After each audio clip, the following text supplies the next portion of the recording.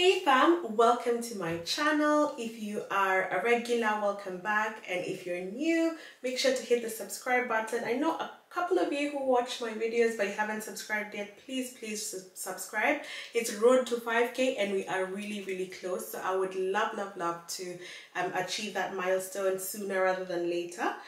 Today's video is more like a story time. I'll be throwing it back to about 10 years ago when I moved to the UK as a student. I'll be talking about my accommodation. So what accommodation I took in my first year, second year, third year. I did do 4 years, but one was a placement year, so we can probably discount that. So I'll just be walking you through my journey, like why I chose the accommodation types that I did. And hopefully that can inspire you to secure the right accommodation if you are looking for accommodation because you're either moving to the UK to study, maybe you're doing your postgrad, or it could be you're coming for your undergrad, whichever stage you're at. If you're looking for student accommodation, then this is the video for you. If you're probably not a student and you just wanted some more tips on accommodation, how I found my renting life to be, because I'm no longer in the renting life, I'm now on the property ladder. But I will do a story time soon. It will either be next week or in 2 weeks time, when I'll walk you through some horror stories that I've gone through when renting as an adult now when I've finished uni. So definitely stay tuned in. I'll still share general accommodation tips, but for today it will be focused on student accommodation and the choices I made and why I made them and what lessons I learned that if I were to do it all over again, would I still make the right choices, the same choices, or would I change them? So I think this would be very useful if you're looking to start looking for student accommodation anytime soon.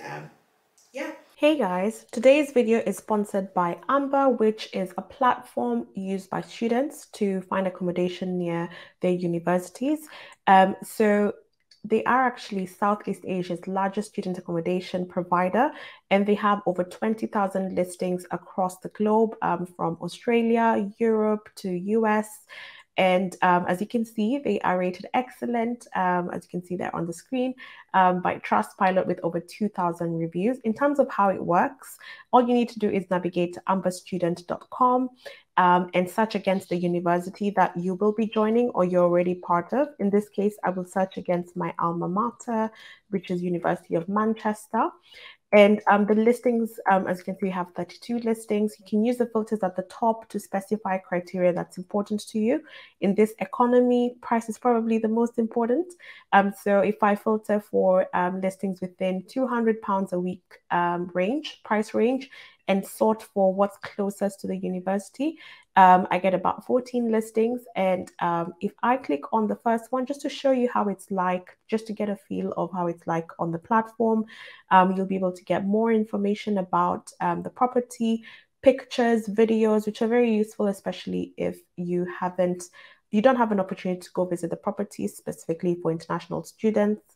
You will see offers that are available to you and more information about amenities, so room-specific common amenities, whether bills are included or not, and just to draw your attention to room types. So especially if you're considering maybe having your own kitchen, an entire place to you, or you don't mind having ensuite but sharing living space and kitchen, room types is probably where you want to pay more attention and select a room that's within what you would like.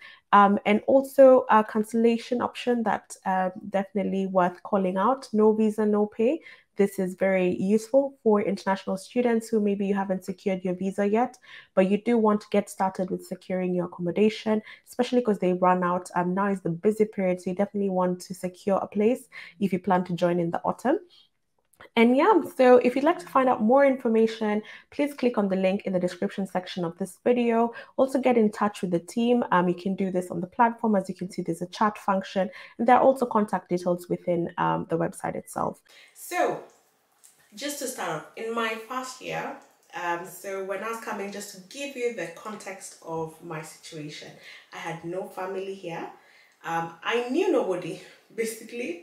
I was an international student, so I was traveling, relocating all the way from Kenya to here in the UK. So just with that bit of background information, that kind of sets the tone as to why I chose the accommodation type that I did. So in my first year, I stayed in uni halls. So I stayed in Bright Robinson.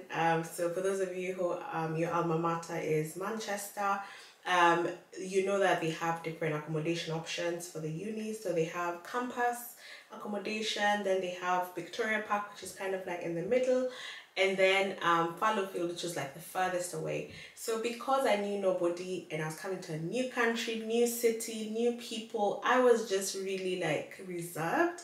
And I wanted literally accommodation where you can come out and see your class over there. Like literally, I did not want any stress when it came to that. But it mainly came from just fear. The main reason was fear. So because I didn't know any better, I didn't know anyone, I didn't know anything about how accommodation works here, I went to the uni halls. Also, the uni guaranteed that if if you're an international student or you're in your first year, you will definitely get an accommodation if you apply for one. So that also was part of, especially when you're applying, the information that you do receive from the uni, you kind of take it like that's what you're reading as Bible basically. So because they had all that information as part of the application process, I just went with it. I didn't know any better. I chose the cheapest option. So this was self-catered and also shared bathroom. Is this something that I regret? Yes. It wasn't too bad. Let me put it this way. It wasn't too bad because we did get professional cleaners who came in about twice a week. But that was the only time. I'll explain what type of accommodation I took in my second and final year, and you will see the reasons as to why, but I would probably not do it that way again. Also, it was shared living space, so we were about 10 to 15 students on that floor, and we all shared a big kitchen. One thing I must give is that the kitchen was huge, but 10 to 15 students, all with different ways of living, and all of you are using the same kitchen, you're bound to be disgusted by some. Like there used to be some students, I will not say where they're from, but they were not washing their dishes. They would take the same pot and pan that they've used the whole week, use it again and again, and you would see they'll just leave it there, and it was just what? Like cooking in that kitchen wasn't the best. And then my room was very decent in terms of like it had the bare minimum. It had a single bed, it had a wash basin and a place to study. Like it was okay, but for the amount of money I was paying, I don't know if I would choose it again. The main thing though that I will innocently admit is I love the social bit of it. Everyone on that floor was from Uni of Manchester. Everyone was a first year. We were all females on our floor. Then the floor below is when like they used to interchange. So another floor would be males, especially because we were sharing a bathroom. So from that front, I loved like my flatmates who would go out together, come back together, because we're all together, we're all new in this city, so we're experiencing a lot of fast milestones together. But none of those, I don't speak to any of them now. So I don't know, I guess it was good for that point in time, but just being honest, that the reason why I moved to private halls in second year and final year, so I by the way I lived in private halls, it was just better value for money. Like once I started visiting, like once I created friends and especially people from my community, and I got to visit and see where they stay, I was like, oh, you mean people are living like this and me, I'm living in my humble abode. So that's how I essentially became woke and realized, there are different types of halls out here, not just the ones offered by the uni. So for my second and final year, I stayed in private halls, and the main reason being value for money. There are a lot more options as well. So if you wanted to share, so the thing with uni accommodation, you can put your preferences, but you'll be placed, they have so many people applying, like you'll be placed anywhere with anyone. Like they'll try as much as possible to at least fulfill one of your preferences, but most of the time you'll just be thrown somewhere with some lot of people. But the good thing with private halls, I was able to, so I stayed in 2-bed flats for the rest of my uni life, and I loved it. It was still shared bathroom, but you're only sharing with one other person. Like, that's pretty much en suite, especially if you choose who you're going to live with. So for me, I preferred to live with, so I put my preferences on the type of person. I didn't specify the person because I genuinely did not want to stay with friends. I'd had horror stories of how friends, you just cross boundaries with each other. Someone's maybe not contributing to shopping as much as they should and all of that. I just preferred when I come home, I have more of like a business relationship with my flatmate, where we all respect each other. This is your side of the fridge, this is my side of the fridge. We leave the hob a certain way, like, you know, everyone just clears their dishes. There isn't any expectations on the other person as such in terms of, oh, you're cooking for us today or anything like that. We were not friends like that, and I loved it. Like my of course I stayed in different university accommodations. So the thing with uni accommodation, whether it's uni hall or private hall, normally when it's usually for one academic year, and then you have to move out, and you either carry on, you can stay with them. But I actually switched. So my second year I was in a certain block of halls, private halls, and then in my final year I moved further. Each year I moved further and further away. It's probably because I got comfortable with the area. I also wanted to explore other parts of the area, not just near the uni. So the more you stay in an area, the more you probably want to get ingrained into the community, and that's something that private halls is able to give you. But the main one being value for money, especially if you want different, also variety of options. If you want a studio flat, if you want to share maybe 3 or 4 people instead of 10 to 15. If you want, there's some private halls that even have gym, some have cinema. Like, you get so many fancier options, because the uni halls tend to be mainly like the bare minimum. Like, guys, like the size of my bed, a single bed. It sounds small, but you're sleeping on that. Even your friend could be coming to visit. Like my friend, my best friend used to travel from Leeds all the time, sharing a single bed. Please. But you know what? A lot of the private halls, actually the ones I stayed through after my first year, they were all double beds. So I don't know why they give single beds in uni halls. But that's something that, you know, you might want to consider, especially if you already know, like if you already have this information to hand, then you know that uni halls, the main reason many people choose uni halls is just for that sense of security and that sense of concern. But if you're able to mitigate that fear, knowing that, oh, for example, like our sponsor for today, Amber, they already have done that verified, they already verified the listings that they have there. So you know you're not delving into uncharted territory. You're going to, especially, I think the best middle ground is private halls, because I used to be skeptical about private properties, because there is another element of it. There are people who want to maybe rent an apartment in a building that's not necessarily for students, or you could be wanting to rent a house in a community that's not necessarily for students.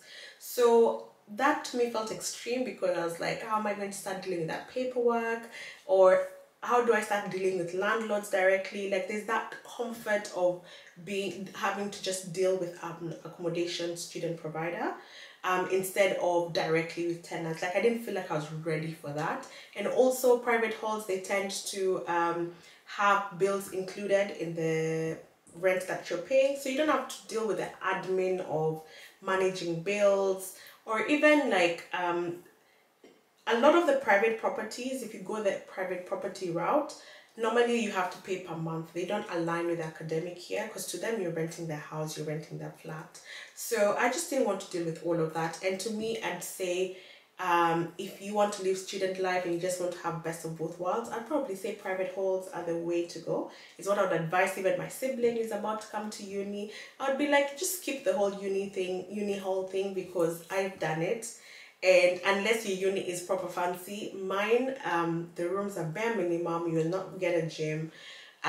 Yes, you will be with people from your uni, but even in student halls, in private halls, you will be with students. They're specifically for students. In fact, you'll meet more students because they're not just limited to students for your uni. It could be like in Manchester, you could find people from Manmet, people from Salford. You all just share, you're all students at the end of the day.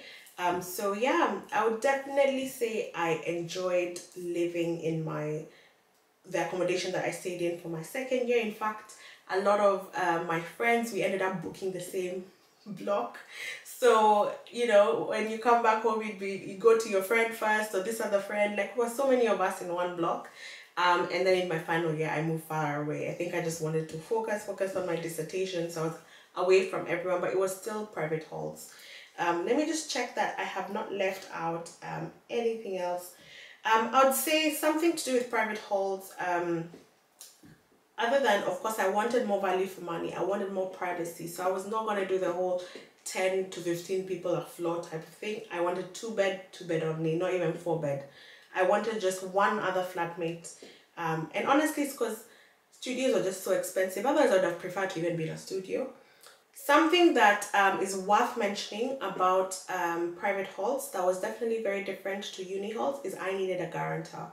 So a guarantor needs to be a UK resident, someone who earns in pounds, and basically they need to be earning above a certain amount. I think it was about, they need to be earning about 20k, I think. Not anything out of this world.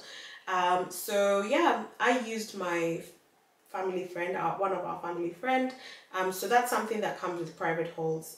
But it's probably something you can negotiate, or even you can pay all at once. You can agree like an installment plan that works, but normally if you need to pay in installments, you'll need a guarantor. But if you pay off all at once, then you won't need a guarantor. So that's just something that came with private halls for uni, because I guess they can see how you're paying your fees. They kind of already have assurance from that perspective. They didn't need a guarantor. When I was in uni halls, I didn't need a guarantor. Why I didn't stay in private properties, which I've kind of already mentioned, but I'll just call it out explicitly. I didn't want to have to deal with private landlords. I didn't want to have to deal with bills. I didn't want to have to deal with all the admin of signing leases, like official leases and whatnot. Normally, when it comes to private halls, uni halls, it's a simple application form, and there's just a standard like form that you need to fill in. There wasn't the whole you need to be done for a credit check or all of the other things that come with just private renting. That wasn't there. It was just very standard, and they just needed proof that you're a student and of course how you're gonna pay, but nothing too out of the ordinary. However, some advantages that I saw with some of my friends who ended up, because I think by their final year they were so comfortable, they already knew their group of friends they want to live with together, and they went and got a house together. One thing that I definitely noted was a pro for them was that they got parking, and they also could keep pets. A lot of these private university halls, student halls, they don't allow you to keep pets, but then they could. So if you have a pet, if maybe you're driving, if you're probably at a more mature stage of your life and you don't want the noise of student halls, you want, maybe even coming with your family. So it could be you're doing your postgrad, then you probably want to look into private property. I'd say a lot of the reasons why I didn't want to go into private properties is just because I wasn't there yet. I wasn't wanting to adult to that level yet. Of course, I've done it now, been there, done that, and I've realized it's not a big issue. Like, I've rented for about 4 or 5 years, and it's not a big deal. It's what you kind of have to do anyway once you graduate. But I'd say at that point when I was a student, those factors were important to me, like not having to deal with landlords and whatnot. And look out for my upcoming story time where I'll tell you about some horror stories I've had with some landlords who are trying to steal my deposit. And those are just stressful things that you probably don't want as a student. But if you're already grown and you're going to uni for, just to add on something on your CV, you've already been doing this adulting thing, then you shouldn't have any issue, getting a private property.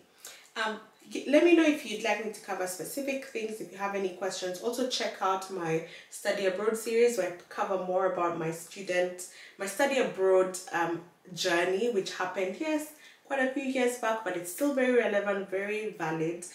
So check it out. Bye.